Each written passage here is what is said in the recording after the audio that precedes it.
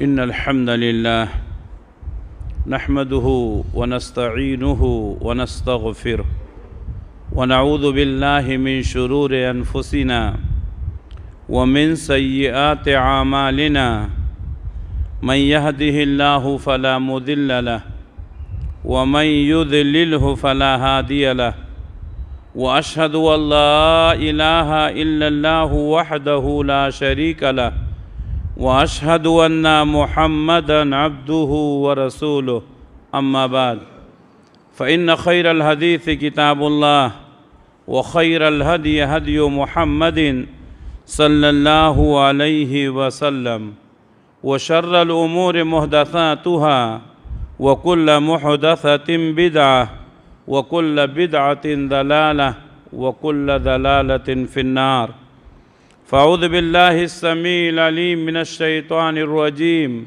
بسم الله الرحمن الرحيم قاف والقرآن المجيد بل عجبوا أن جاءهم منذر منهم فقال الكافرون هذا شيء عجيب أإذا متنا وكنا ترابا ذلك رجع بعيد قد علمنا ما تنقص الأرض منهم وعندنا كتاب حفيظ بل كذبوا بالحق لما جاءهم فهم في أمر مريج يا أيها الذين آمنوا اتقوا الله حق تقاته ولا تموتن إلا وأنتم مسلمون يا أيها الناس اتقوا ربكم الذي خلقكم من نفس واحدة وخلق منها زوجها وبث منهما رجالا كثيرا ونساء واتقوا الله الذي تساءلون به والأرحام إن الله كان عليكم رقيبا يا أيها الذين آمنوا اتقوا الله وقولوا قولا سديدا يصلح لكم أعمالكم ويغفر لكم ذنوبكم ومن يطع الله ورسوله فقد فاز فوزا عظیما۔ محترم حاضرین، ہر طرح کی تعریف و توصیف، عزت، بڑائی و بزرگی اس اللہ رب العالمین کے لیے لائق اور زیبا، جو سارے جہان کا اکیلا خالق ہے، مالک ہے، حاکم ہے، رازق ہے، جس کے ہاتھ میں پوری دنیا کی بادشاہت ہے اور جو اپنے عرش پر ہوتے ہوئے پوری کائنات کا نظام چلا رہا ہے۔ بعدہ اس کے تمام نبیوں اور رسولوں پر درود و سلام نازل ہوں، خصوصاً آخری نبی حضرت محمد مصطفیٰ صلی اللہ علیہ وسلم پر، جو آخری نبی، آخری رسول، آخری پیغمبر بنا کر اس دنیا کے لیے بھیجے گئے، جن کے بعد اب قیامت تک کوئی نبی آنے والا نہیں ہے۔ محترم حاضرین، دنیا میں جتنے جاندار ہیں سب کو کھانے کی ضرورت پڑتی ہے، پینے کی ضرورت پڑتی ہے، اور جب تک انسان کھاتا پیتا ہے تب تک زندہ ہے۔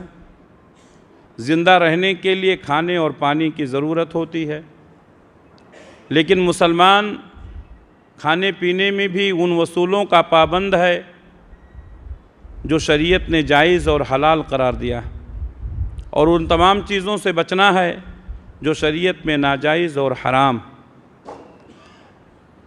اس لیے آج کے جمعہ کے خطبے کے لیے میں نے جس عنوان کو منتخب کیا ہے وہ ہے کھانے پینے کے آداب۔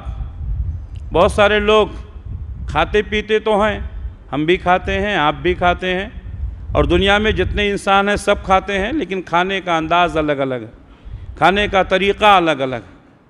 تو ہمیں اسی طریقے سے کھانا پینا ہے جیسا اللہ اور اس کے رسول کا حکم ہے۔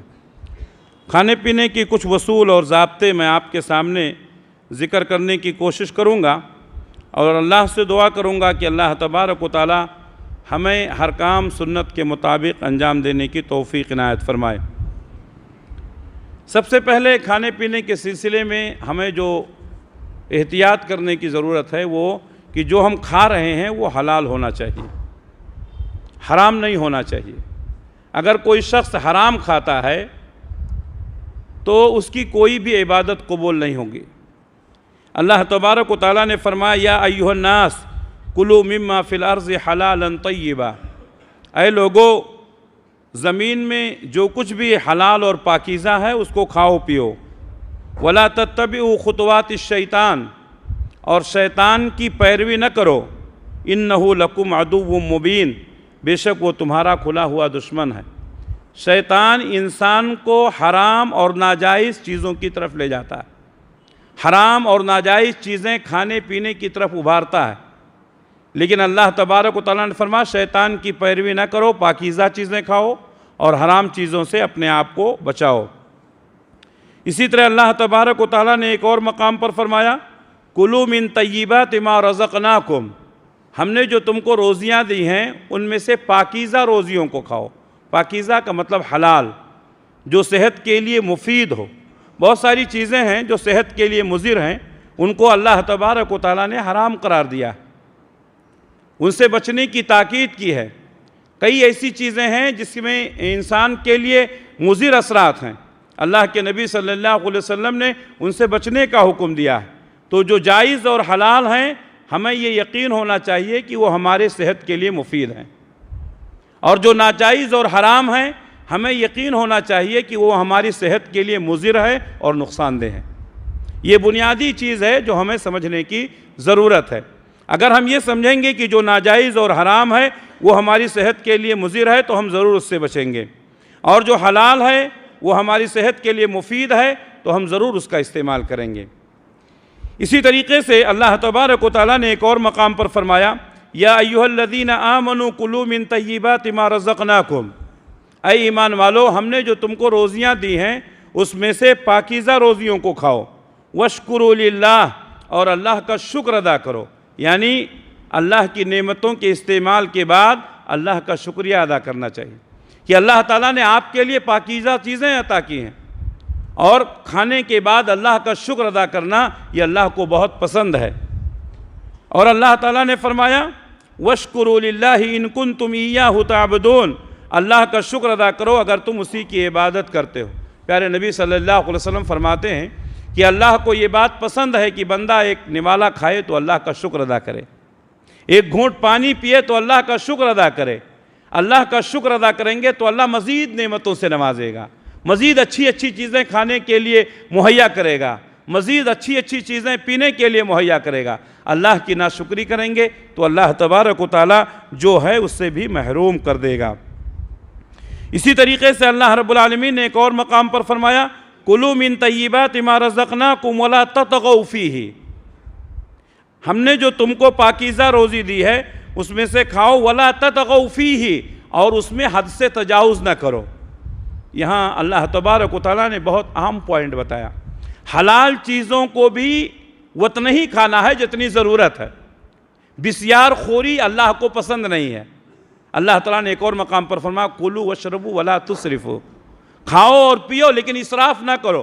بہت زیادہ کھانا پینا یہ صحیح نہیں ہے، بہت زیادہ کھانے پینے کی وجہ سے بہت ساری بیماریاں آ جاتی ہیں۔ جو لوگ بہت زیادہ کھاتے پیتے ہیں ایک وقت گزرنے کے بعد وہ مختلف قسم کی بیماریوں میں مبتلا ہو جاتے ہیں، تو بسیار خوری سے پرہیز کرنا چاہیے۔ بہت سارے لوگ ہیں حلال ہے کھانے میں کیا حرج ہے، نہیں، جتنا ضرورت ہے اتنا کھائیں، پیٹ بھر کر نہ کھائیں بلکہ پیٹ میں تھوڑی جگہ باقی رکھیں۔ کیوں؟ کھانا کھانے کے بعد ابھی پانی پینا ہے اور اس کے بعد سانس بھی تو لینی ہے، تو کھانا پینا یہ سب احتیاط کے ساتھ ہونا چاہیے۔ اللہ نے فرمایا کلوا من طیبات ما رزقناکم ولا تطغوا فیہ، ہم نے جو تم کو روزیاں دی ہیں اس میں سے کھاؤ لیکن حد سے تجاوز نہ کرو، یعنی زیادہ بسیار خوری سے بچو۔ اللہ تبارک و تعالیٰ نے انبیاء کو بھی یہی حکم دیا، اور ہمارا یہ عقیدہ ہے کہ انبیاء کے ذریعے سے اللہ نے امت کو آگاہ کیا ہے۔ اللہ تعالیٰ نے کیا فرمایا یا ایھا الرسل کلوا من الطیبات، اے رسولو پاکیزہ چیزوں کو کھاؤ، وَاعْمَلُوا صَالِحًا، اور نیک کام کرو، انی بما تعملون علیم، جو کچھ بھی تم کرتے ہو ہم اس کو جانتے ہیں۔ معلوم یہ ہوا کہ کھانے کا اور عبادت کا بہت گہرا تعلق ہے. کھانے کا اور عبادت کا بہت گہرا تعلق. جو ہم غذا کھاتے ہیں اسی غذا سے ہمارے جسم میں خون بنتا ہے, اسی غذا سے ہمیں قوت ملتی ہے. اگر وہ غذا ناپاک ہے, حرام ہے, ہماری صحت کے لیے مضر ہے, تو اس غذا کے کھانے کی وجہ سے انسان بہت ساری عبادتوں سے محروم ہو جاتا ہے. اور اگر وہ حرام ہے تو اس کی عبادتیں بھی اللہ تعالیٰ قبول نہیں کرتا ہے. باتیں آگے آئیں گی. تو انبیاء کرام کے ذریعے سے اللہ تعالیٰ نے امت کو یہ حکم دیا کہ پاکیزہ چیزوں کو کھائیں, نیک کام کریں. اللہ تعالیٰ نے فرمایا انی اعلم بما تعملون علیم, انی بما تعملون علیم, بے شک میں تمہارے ہر عمل سے واقف ہوں. یعنی جو کچھ بھی تم کرتے ہو وہ میرے علم میں ہے. انسان جو کچھ بھی کرتا ہے اللہ تبارک و تعالیٰ کے علم میں ہے. اصحاب کہف کا واقعہ اللہ تعالیٰ نے سورۃ الکہف میں بیان کیا ہے, اور جمعہ کے دن سورۃ الکہف کی تلاوت کی جاتی ہے. الحمدللہ سب لوگ کرتے ہیں, اللہ تعالیٰ ہم سب کی کوششوں کو قبول فرمائے. لیکن سورۃ الکہف کی جو تلاوت کا حکم دیا گیا ہے وہ کیوں؟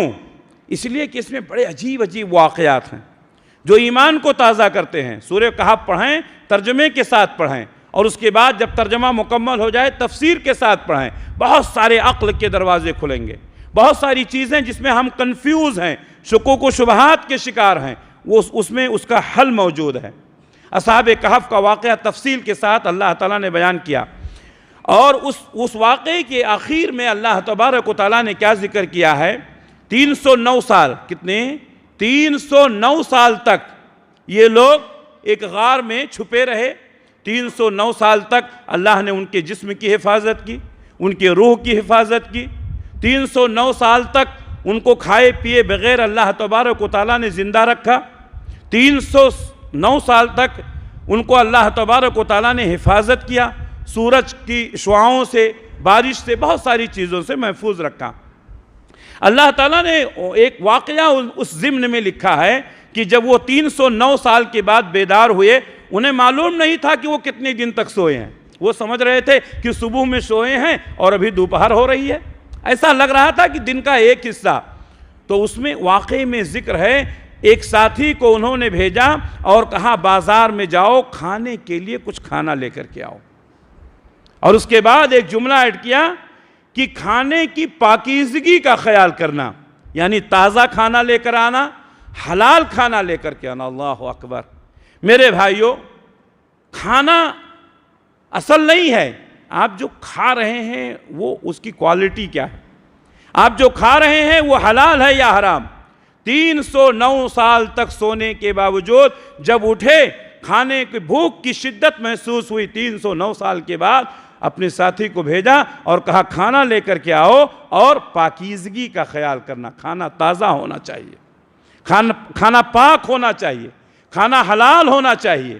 تو ہم کم کھائیں لیکن حلال کھائیں, پاکیزہ کھائیں. اللہ تبارک و تعالیٰ نے یہ واقعہ سورۃ الکہف کے ضمن میں اصحاب کہف کے واقعے میں ذکر کیا ہے.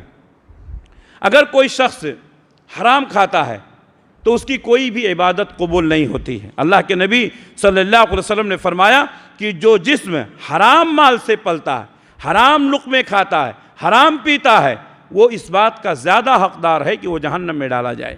تو حرام کھانے والا کہاں جائے گا؟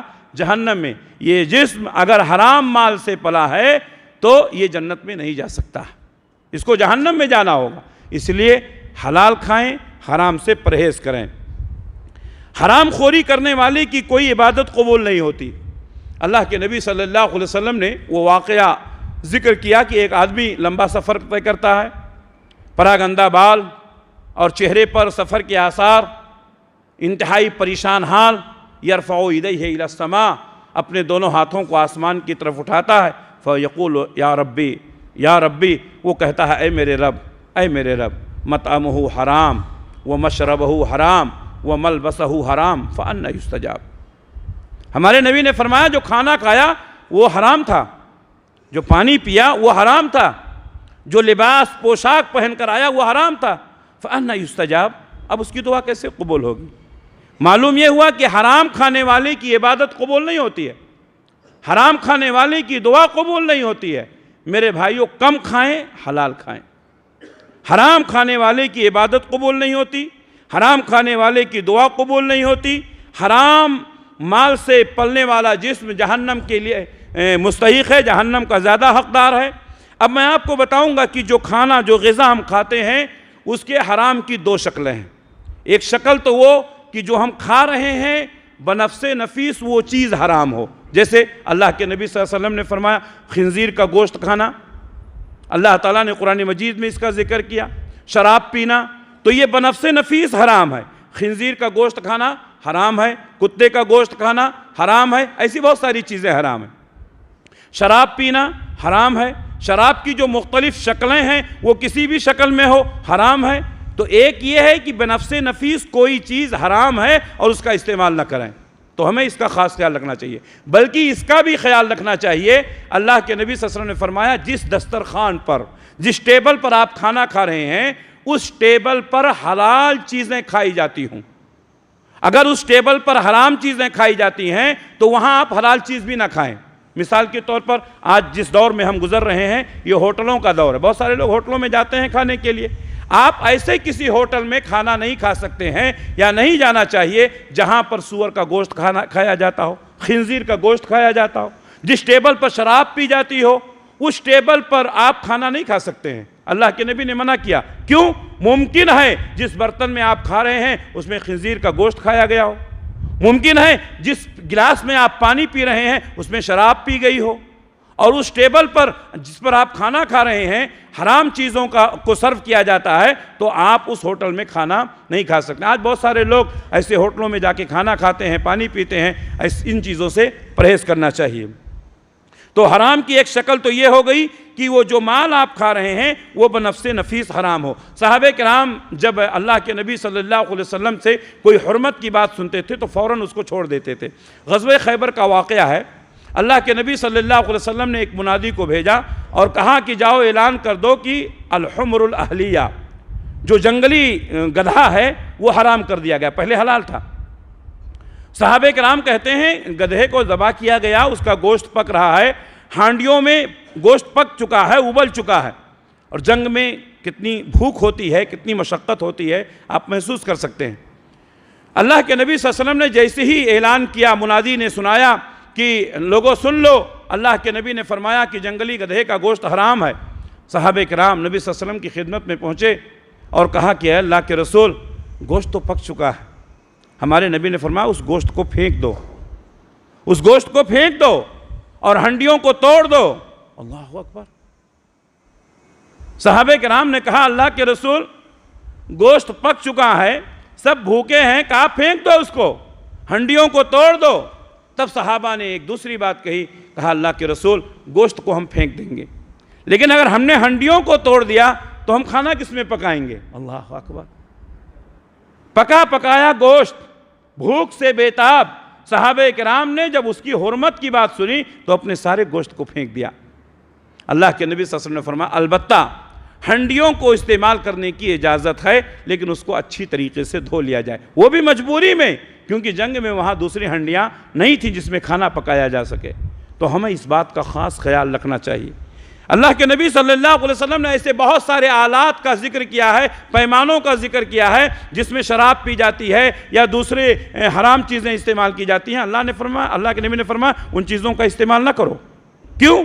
اس لیے کہ ان چیزوں کے استعمال کرنے سے تمہارے دل میں شکوک و شبہات پیدا ہوں گے۔ تو جو چیزیں حرام ہیں ان سے بچیں، اور دوسرا حرام کرنے کا، حرام جو حلال کا طریقہ یہ ہے کہ آپ مال جو کھا رہے ہیں وہ تو حلال ہے لیکن اس کے حاصل کرنے کا طریقہ حرام ہے۔ دھوکہ دے کر کے مال حاصل کیا گیا، جھوٹ بول کر کے حاصل کیا گیا، چوری کر کے حاصل کیا گیا۔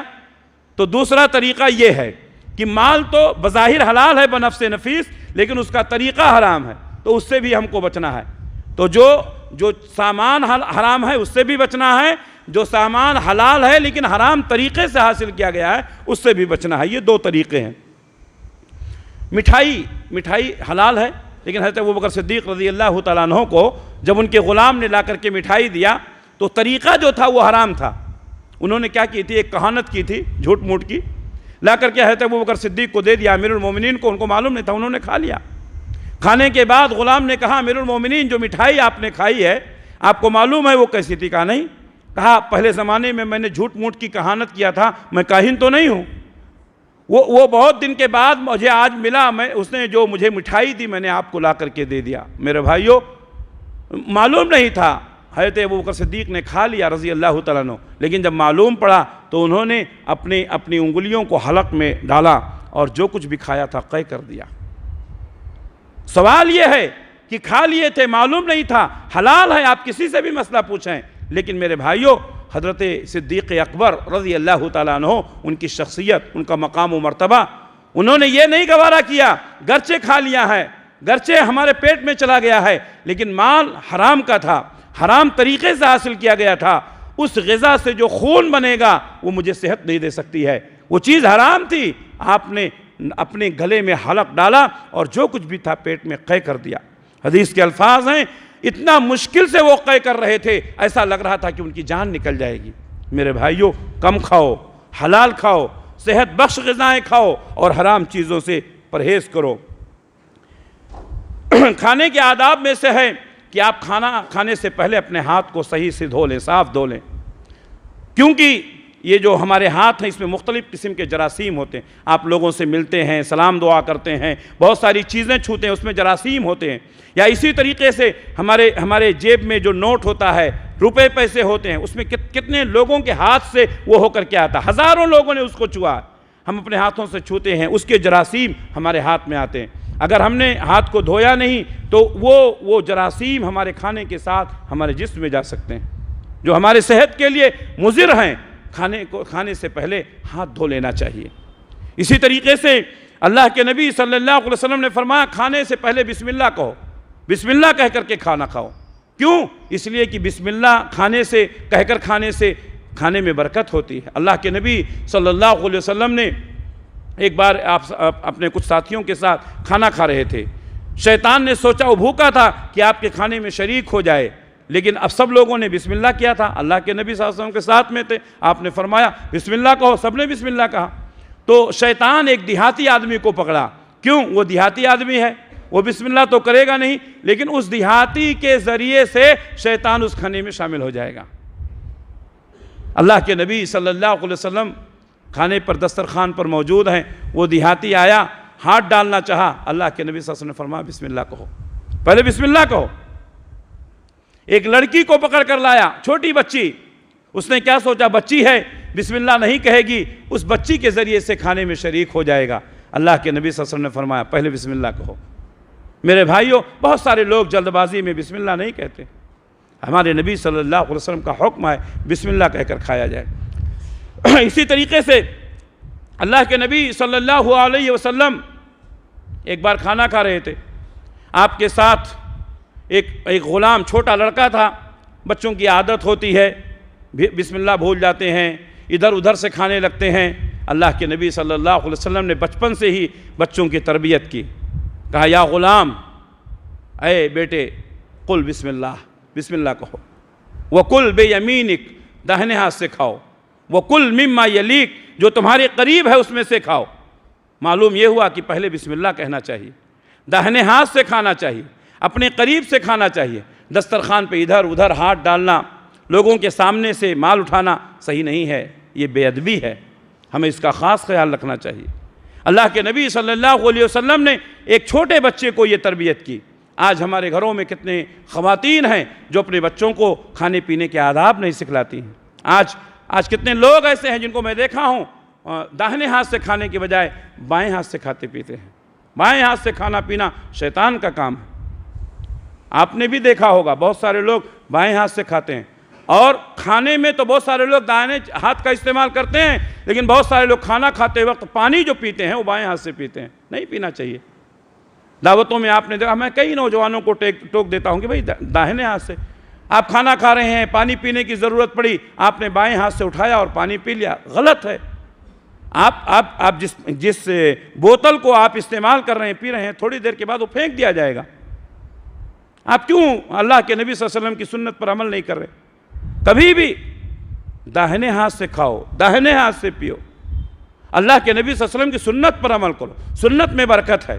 سنتوں سے اعراض کرو گے بے برکتی ہوگی، سنتوں سے اعراض کرو گے، نبی کی سنت کو چھوڑو گے، گمراہ ہو جاؤ گے۔ اللہ کے نبی صلی اللہ علیہ وسلم کے سامنے ایک نوجوان کھا رہا تھا، داہنے ہاتھ کے بجائے بائیں ہاتھ سے کھا رہا تھا۔ اللہ کے نبی صلی اللہ علیہ وسلم نے اس کو ٹوکا، کہا کل بیمینک، داہنے ہاتھ سے کھاؤ۔ کہا لا استطیع، کہا میں طاقت نہیں رکھتا ہوں۔ ہمارے نبی نے فرمایا تو رکھے گا بھی نہیں، تو رکھے گا بھی نہیں۔ حدیث کے الفاظ ہیں وہ اپنا داہنا ہاتھ اپنے منہ تک نہیں لے جا سکا، اس کی زندگی ختم ہو گئی۔ میرے بھائیوں، سنتوں کی پیروی کرو۔ کھانے پینے میں کتنی سنتیں ہیں جس کا ہم خیال نہیں کرتے ہیں، ہمیں چاہیے کہ ان چیزوں کا خاص خیال رکھیں۔ اسی طریقے سے کھانے پینے کے آداب میں یہ بھی ہے کہ جب کئی لوگ دسترخوان پہ ہوں تو تمام کا خیال رکھا جائے۔ بعض لوگوں کی عادت ہوتی ہے، نوجوانوں کی، جن کو پیٹو کہتے ہیں ہمارے یہاں، وہ اپنے علاوہ کسی کو نہیں سمجھتے ہیں، دسترخوان پہ بیٹھے ہیں، جو آیا سب ڈال لے رہے ہیں، کباب آیا ڈال لے رہے ہیں، گوشت آیا ڈال لے رہے ہیں، میٹھا آیا ڈال لے رہے ہیں۔ غلط ہے میرے بھائیوں، غلط ہے۔ ایک دسترخوان پر چند لوگ بیٹھے ہیں، ہر ایک کا خیال رکھنا چاہیے، بلکہ ہماری شریعت تو ہم کو یہ حکم دیتی ہے کہ پہلے دوسروں کو کھلانا چاہیے، پہلے دوسروں میں ڈالنا چاہیے۔ کتنے لوگ بے ادبی کرتے ہیں۔ آپ مسلمان ہیں، آپ مسلمان ہیں، آپ نبی کے امتی ہیں، اس طریقے سے بے ادبی کرنا یہ نبی کریم صلی اللہ علیہ وسلم کی سنتوں کی توہین ہے۔ صحابہ کرام تو بھوکے رہ کر کے دوسروں کو کھلاتے تھے، ہمارے نبی صلی اللہ علیہ وسلم بھوکے رہ کر کے لوگوں کا پیٹ بھرتے تھے، خود نہ کھاتے تھے، اوروں کو کھلا دیتے تھے۔ کتنے اچھے تھے محمد کے گھرانے والے۔ حضرت ابو طلحہ انصاری رضی اللہ تعالیٰ عنہ کا واقعہ آپ نے بارہا سنا ہوگا۔ خود بھوکے ہیں، بیوی بھوکی ہے، بچے بھوکے ہیں، مہمان پیٹ بھر کے کھانا کھایا۔ وَيُؤْثِرُونَ عَلَىٰ أَنفُسِهِمْ وَلَوْ كَانَ بِهِمْ خَصَاصَةٌ۔ دوسروں کا خیال رکھیں۔ ایک دسترخوان پہ جب کئی لوگ ہوں تو دوسروں کا خاص خیال رکھیں۔ اللہ کے نبی صلی اللہ علیہ وسلم ایک بار باہر نکلے۔ حضرت ابو ہریرہ رضی اللہ تعالیٰ عنہ کہتے ہیں کہ ہم لوگ مسجد نبوی میں رہتے تھے، ہمارے کھانے پینے کا کوئی مستقل نظم نہیں تھا، کوئی کھانا پینا بھیج دیتا تھا تو کھا پی لیتے تھے، ورنہ بھوکے پڑے رہتے تھے۔ اللہ اکبر، علم حاصل کرنے کے لیے، نبی کی صحبت کے لیے۔ کہتے ہیں کہ ایک بار ایسا ہوا میں کئی دنوں سے بھوکا رہ گیا، کھانا پانی کچھ نہیں ملا، بے ہوشی کے عالم میں پڑا تھا۔ حضرت ابوبکر صدیق رضی اللہ تعالیٰ عنہ وہاں سے گزرے، میں نے سلام کیا تاکہ میری نقاہت اور کمزوری سے محسوس کر لیں۔ انہوں نے سلام کا جواب دیا اور چلے گئے۔ عمر فاروق آئے رضی اللہ تعالیٰ عنہ، میں نے ان سے بھی سلام کیا، انہوں نے جواب دیا اور چلے گئے، ان کو احساس نہیں ہوا۔ پھر امام کائنات محمد رسول اللہ صلی اللہ علیہ وسلم آئے، میں نے ان سے سلام کیا، آواز کی نقاہت اور کمزوری کو انہوں نے محسوس کیا۔ کہا ابو ہریرہ لگتا ہے تم کئی دنوں سے بھوکے ہو۔ کہا حضور جسم کمزور ہو چکا ہے، بے ہوشی طاری ہو جاتی ہے، لڑکھڑا کے گر جاتا ہوں۔ اللہ کے نبی صلی اللہ علیہ وسلم اپنے ساتھ لیتے ہیں، گھر گئے، کہا گھر میں کھانے کے لیے کچھ ہے؟ کہا ہاں ایک پیالہ دودھ آیا ہوا ہے۔ اللہ اکبر، ایک پیالہ دودھ آیا ہوا ہے۔ اللہ کے نبی صلی اللہ علیہ وسلم چاہتے تو وہ دودھ پی لیتے، ابو ہریرہ کو پلا دیتے، لیکن نہیں میرے بھائیوں، ہمارے اسلاف کے طریقے پڑھو، ہمارے اسلاف کی سنتوں کو یاد رکھو۔ یہی ہماری پہچان ہے، یہی ہماری پہچان ہے۔ اللہ کے نبی صلی اللہ علیہ وسلم نے فرمایا جاؤ جتنا صفہ والے ہیں سب کو بلا لاؤ۔ اللہ اکبر، میرے خیال سے اس وقت کم و بیش 40 صحابہ تھے۔ کتنے؟ 40 صحابہ۔ حضرت ابو ہریرہ رضی اللہ تعالیٰ عنہ کہتے ہیں میں گیا، بلا کے لایا، اللہ کے نبی صلی اللہ علیہ وسلم نے دودھ کا پیالہ میرے ہاتھ میں دیا، کہا ایک طرف سے سب کو پلاؤ، میں بھوکا ہوں، کئی دنوں سے بھوکا ہوں، بے ہوشی طاری ہو جاتی ہے۔ نبی فرما رہے ہیں لوگوں کو پلاؤ، نبی کا حکم تھا، میں نے لوگوں کو پلانا شروع کیا۔ نبی کی بات پر یقین تھا کہ دودھ ضرور ملے گا۔ میرے بھائیوں میں نے سب کو پلایا، ایک کے بعد ایک، ایک کے بعد ایک، ایک کے بعد ایک، سارے اصحاب صفہ کو میں نے پلایا۔ ہمارے نبی نے فرمایا ابو ہریرہ اب وہ پیالہ مجھے دے دو۔ اللہ کے نبی صلی اللہ علیہ وسلم نے جب پیالہ مانگا، حضرت ابو ہریرہ کہتے ہیں لگتا ہے آج میں محروم رہ جاؤں گا، شاید نبی میرا خیال نہیں کر سکے۔ پیارے نبی صلی اللہ علیہ وسلم نے اپنے ہاتھ میں پیالہ لیا اور اپنے ہاتھ سے مجھے پلایا۔ اللہ اکبر، اپنے ہاتھ سے پلایا، میرا پیٹ بھر گیا۔ کہا اور پیو، کہتے ہیں میں نے اور پیا۔ پھر نبی نے فرمایا اور پیو، کہتے ہیں میں نے اور پیا۔ پھر نبی نے فرمایا اور پیو، کہتے ہیں میں نے اور پیا۔ 3 بار نبی نے پلایا، اتنا پیا ایسا لگ رہا تھا کہ میرے جسم میں خون کے بجائے سب دودھ بھر گیا ہے، اتنا پیا۔ اس کے بعد اللہ کے نبی صلی اللہ علیہ وسلم نے وہ بچا ہوا دودھ خود پیا۔ میرے بھائیوں، وَيُؤْثِرُونَ عَلَىٰ أَنفُسِهِمْ وَلَوْ كَانَ بِهِمْ خَصَاصَةٌ، اپنے نفس پر دوسروں کو ترجیح دیتے ہیں حالانکہ وہ خود ضرورت مند ہوتے ہیں۔ دسترخوان پر کئی لوگ ہوتے ہیں، ایک دوسرے کا خیال کیا جائے۔ اگر آپ کی گھر کی فیملی ہے ان کا خیال کیا جائے، بیوی کا، بچوں کا، سب کا خیال کرنا چاہیے۔ میرے بھائیوں، بہت سارے لوگ کھانے پینے میں ایک دوسرے کا خیال نہیں کرتے ہیں، یہ صحیح نہیں ہے۔ اللہ کے نبی صلی اللہ علیہ وسلم کے پاس کچھ نوجوان آئے اور کہا کہ اے اللہ کے رسول، ہم لوگ کھانا تو ہے، کھانا بہت زیادہ رہتا ہے اور ہم لوگ کھاتے بھی ہیں، لیکن پتہ نہیں کیوں ہم سیر نہیں ہوتے، ایسا لگ رہا ہے کہ ہم سیراب نہیں ہوئے ہیں، ہمارا پیٹ نہیں بھرا ہے۔ تو اللہ کے نبی صلی اللہ علیہ وسلم نے فرمایا شاید تم لوگ الگ الگ کھاتے ہو، اکیلے اکیلے کھاتے ہو۔ تو نوجوانوں نے کہا ہاں اللہ کے رسول۔ کہا نہیں، ایسا نہ مت کرو، سب لوگ ایک ساتھ میں بیٹھ کر کھاؤ۔ ایک ساتھ میں بیٹھ کر کھانے سے برکت ہوتی ہے، ایک ساتھ میں بیٹھ کر کھانے سے ایک دوسرے کا خیال کرتے ہیں۔ میرے بھائیوں، آج بہت سارے گھرانوں میں ایک آدمی کھا لیا، پھر بیوی کھا لی، پھر بچے کھا لیے، پھر بوڑھے کھا لیے، غلط ہے۔ ایک ساتھ بیٹھو، ساتھ میں بیٹھ کر کھانے سے محبت ہوتی ہے، ساتھ میں بیٹھ کر کھانے سے الفت ہوتی ہے، ساتھ میں بیٹھ کر کھانے سے سیرابی حاصل ہوتی ہے، ساتھ میں بیٹھ کر کھانے سے نبی کی سنت پر عمل ہوتا ہے۔ میرے بھائیوں، الگ الگ کھانا بے برکتی کی علامت، ساتھ میں کھانا یہ برکت کی علامت۔ ساتھ میں کھانے کا ایک فائدہ یہ ہوتا ہے کہ لوگ ایک دوسرے کا خیال کرتے ہیں، ایک دوسرے میں ڈالتے ہیں، ایک دوسرے کا خیال کرتے ہیں۔ اللہ کے نبی صلی اللہ علیہ وسلم نے فرمایا ضرورت پڑے ایک دوسرے کو کھلاؤ۔ حضرت عائشہ صدیقہ رضی اللہ تعالیٰ عنہ کہتی ہیں ہم دونوں کھایا کرتے تھے، میں گوشت کھا کر کے رکھتی تھی تو اللہ کے نبی صلی اللہ علیہ وسلم اسی گوشت کے ٹکڑے کو اٹھا کر پھر کھا لیا کرتے تھے، اور دیکھتے تھے جہاں سے میں نے گوشت کھایا ہے اللہ کے نبی صلی اللہ علیہ وسلم وہیں سے کھاتے تھے۔ اللہ اکبر، میاں بیوی کی محبت۔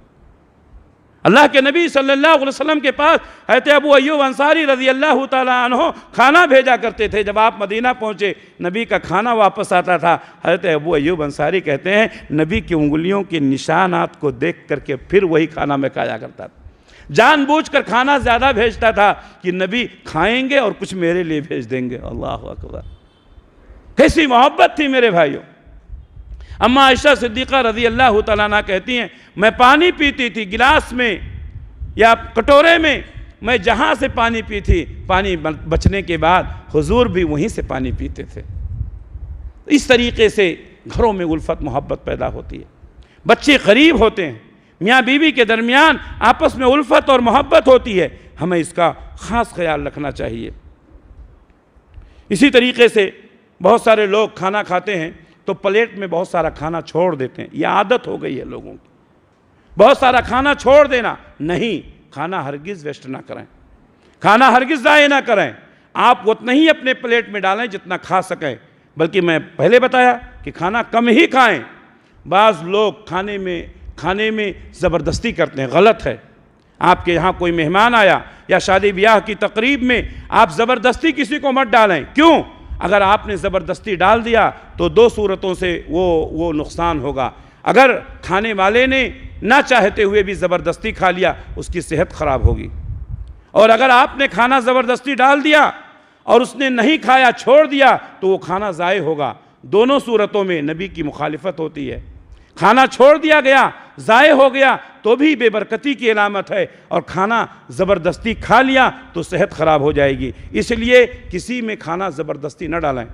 ہاں آپ کہہ دیں ایک بار ڈالنے کے لیے کوئی حرج نہیں، دسترخوان پر کھانا رکھا ہوا ہے، جس کو جتنی ضرورت ہے وہ کھا لے گا۔ بہت سارے لوگ پلیٹ میں کچھ کھانا پانی چھوڑ دیتے ہیں، نہیں چھوڑنا چاہیے۔ اللہ کے نبی صلی اللہ علیہ وسلم آخری نوالا، آخری قطرہ تک کھاتے تھے اور کہتے تھے لا تعلمون فی ای برکہ، تم کو معلوم نہیں ہے کہ کس کھانے کے کون سے حصے میں برکت ہے۔ کبھی کبھی نوالا گر جاتا ہے، اللہ کے نبی صلی اللہ علیہ وسلم نے فرمایا اگر مناسب ہو، سوکھی جگہ ہو تو اس کو اٹھا لو، جھاڑ دو اور کھا لو۔ اللہ کے نبی صلی اللہ علیہ وسلم نے ایک بار دیکھا کہ آپ کے بستر پر کھجور پڑا ہوا ہے، آپ نے فرمایا مجھے ڈر ہے کہ کہیں صدقے کا نہ ہو ورنہ میں اس کو ضرور کھا لیتا۔ کھانا پانی کبھی ویسٹ نہ کریں۔ دعوتوں میں جاتے ہیں، ہم بھی جاتے ہیں، آپ بھی جاتے ہیں، شادی بیاہ کی تقریب میں وہ بوتل، وہ پانی کی باٹل جس کو ہم استعمال کرتے ہیں، پانی تھوڑا سا پیتے ہیں اور وہ پانی پھینک دیتے ہیں۔ وہ پانی خرید کر لایا گیا، اس کے پیسے لگیں، کتنا پانی ویسٹ ہوتا ہے۔ کیا اس میں بگڑ جائے گا اگر آپ نے پانی پینے کے بعد وہ بوتل اپنے ہاتھ میں لے لیا؟ تھوڑی دیر کے بعد ابھی پھر آپ کو پیاس لگے گی، دوبارہ وہ پانی پینے کے کام آئے گا۔ کھانا ویسٹ نہ کریں، پانی ویسٹ نہ کریں۔ اتنا بہترین کھانا شادی بیاہ کی تقریب میں، دعوتوں میں جا کر کے لوگ کھانا ویسٹ کرتے ہیں۔ غلط ہے، غلط ہے، غلط ہے۔ ایسا نہ ہو کہ کہیں کھانے کی بے حرمتی اور اس کی ناشکری کی وجہ سے اللہ تعالیٰ آپ کو دانے دانے سے محروم کر دے اور آپ بے برکتی کے شکار ہو جائیں۔ یہ غلطیاں ہیں جو ہم کر رہے ہیں، اس سلسلے میں ہم کو بہت ہی حساس طور پر سوچنے کی ضرورت ہے۔ اسی طریقے سے کھانے کے بعد اللہ کا شکر ادا کریں۔ جو بھی کھانا اللہ تعالیٰ نے دیا، جو بھی میسر ہوا، آپ کھائیں اور اللہ کا شکر ادا کریں۔ اللہ کے نبی صلی اللہ علیہ وسلم اور آپ کے صحابہ سوکھی ہوئی روٹیاں کھاتے تھے، روکھا پھیکا کھاتے تھے، لیکن اللہ کا شکر ادا کرتے تھے۔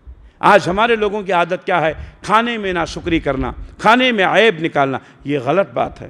اللہ کے نبی صلی اللہ علیہ وسلم نے فرمایا، اگر کوئی چیز آپ کو ناپسند ہے، کوئی بات نہیں ہے، دسترخوان پہ دوسری چیزیں ہیں وہ کھا لیجئے۔ اللہ کے نبی صلی اللہ علیہ وسلم ایک بار ایک دسترخوان پر بیٹھے ہوئے ہیں، وہاں پر ذب، گوہ، جس کو یہاں ہمارے یہاں کیا گھوڑ پھوڑ بولتے ہیں، شاید گھوڑ پھوڑ، گوہ، اس کا گوشت لایا گیا۔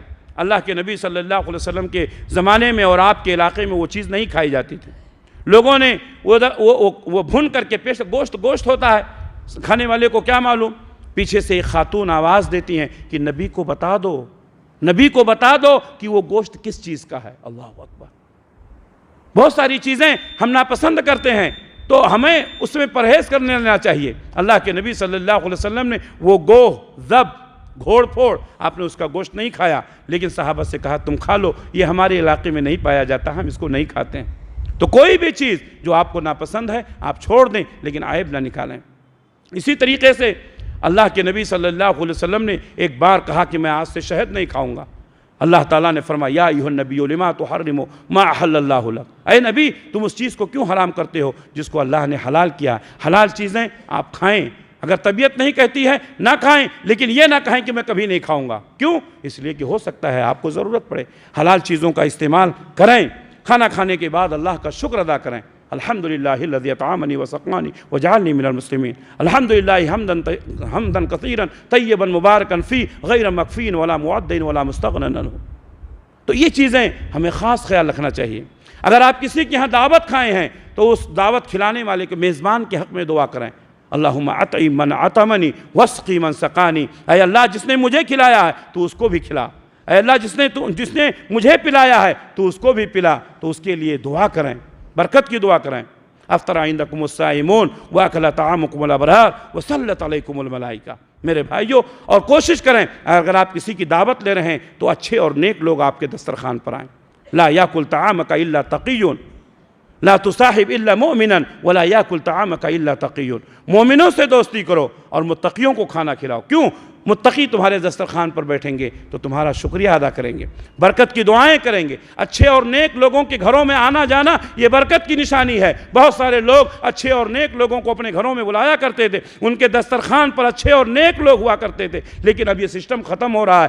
آج لوگ اپنے دوستوں میں ایسے ویسے ایرے غیرے کو بلا کر کے اور اپنے دسترخوان کو سجاتے ہیں۔ میرے بھائیوں، نمازیوں کو بلاؤ، نیک لوگوں کو بلاؤ، اچھے لوگوں کو بلاؤ، ان کے کھانے سے تمہارے گھروں میں برکت ہوگی، تمہاری روزیوں میں برکت ہوگی۔ صحابہ کرام اس کا خاص خیال رکھتے تھے۔ یہ چند اہم اور بنیادی باتیں تھیں جو میں نے آپ کے سامنے کھانے پینے کے آداب کے سلسلے میں ذکر کیا ہے۔ اللہ سے دعا ہے کہ اللہ رب العالمین ہم تمام لوگوں کو سنتوں کی پیروی کرنے کی توفیق عنایت فرمائے، بدعات و خرافات سے اللہ ہم سب کی حفاظت فرمائے۔ اللہ جب تک دنیا میں رکھے اسلام پر قائم رکھے، خاتمہ ہو تو ایمان بالخیر پر ہو۔ ربنا تقبل منا انك انت السميع العليم وتب علينا انك انت التواب الرحيم برحمتك يا ارحم الراحمين آمين۔